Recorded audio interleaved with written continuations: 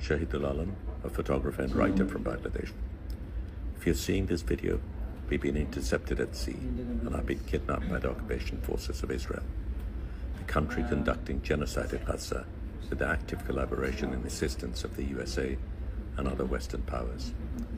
I appeal to all my comrades and friends to continue fighting for the freedom of Palestine.